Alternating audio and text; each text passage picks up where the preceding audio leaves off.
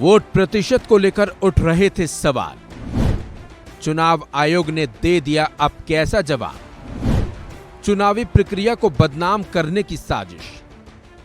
लोकसभा चुनाव 2024 को लेकर जारी वोटिंग के बीच वोटिंग प्रतिशत का एक बड़ा मुद्दा बना हुआ है। इसमें बदलाव को लेकर सुप्रीम कोर्ट में एक याचिका भी दायर की गई थी। हालांकि सुप्रीम कोर्ट ने इस मामले में स्पष्ट तौर पर यह कहा कि वह चुनाव के बीच मेन पावर की कमी के चलते चुनाव आयोग को कोई आदेश नहीं दे सकते हैं। तो वहीं सुप्रीम कोर्ट ने सुनवाई और कोर्ट की तरफ से दिए गए बयान को लेकर चुनाव आयोग ने कहा कि एक पैटर्न के तहत चुनावी प्रक्रिया को बदनाम करने की कोशिश हो रही है। वोट प्रतिशत में संदेह पैदा होने को लेकर चुनाव आयोग ने कहा कि आयोग ने सभी पूर्ण चरणों के लिए संसदीय निर्वाचन क्षेत्रवार मतदाताओं और वोटर्स की कुल संख्या जारी कर रखी है। इसके चलते हर कोई आसानी से वोट प्रतिशत का पता लगा सकता है। चुनाव आयोग ने कहा कि सारा डाटा पब्लिक डोमेन में है।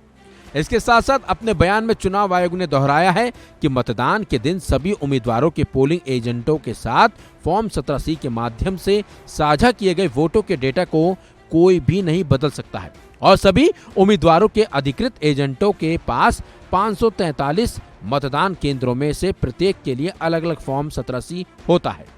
इसके साथ साथ चुनाव आयोग ने याद दिलाया कि कुल मतदाता और मतदान के आंकड़े जारी करने में कोई भी देरी नहीं हुई है। संसदीय निर्वाचन क्षेत्रवार मतदाता मतदान के आंकड़े हमेशा उम्मीदवारों के पास उपलब्ध रहते हैं और आम नागरिकों के लिए वोटर टर्न आउट ऐप पर भी सारा डाटा शुरू से ही उपलब्ध रहा है। चुनाव आयोग ने कहा कि चुनावी प्रक्रिया को दूषित करने के लिए झूठे नैरेटिव और शरारती योजनाएं बनाने का एक पैटर्न का हिस्सा है जो कि आलोचनात्मक है।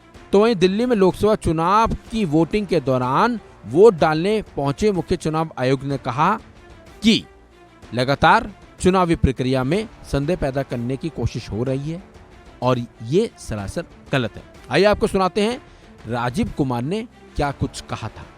जो सत्यता है उसको उन्होंने बोला, एक संशय का माहौल क्रिएट करने की कोशिश की जाती है। बताएंगे इसके बारे में सबको एक दिन जरूर।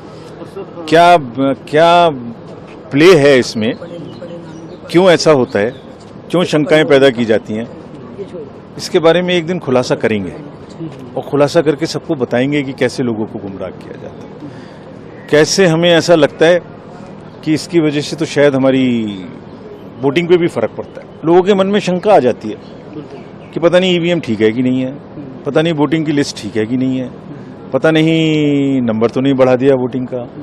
इन सब का जवाब कल तो सुप्रीम कोर्ट ने दिया, माननीय उच्चतम न्यायालय ने, हम भी देंगे, लेकिन एक दिन जरूर देंगे।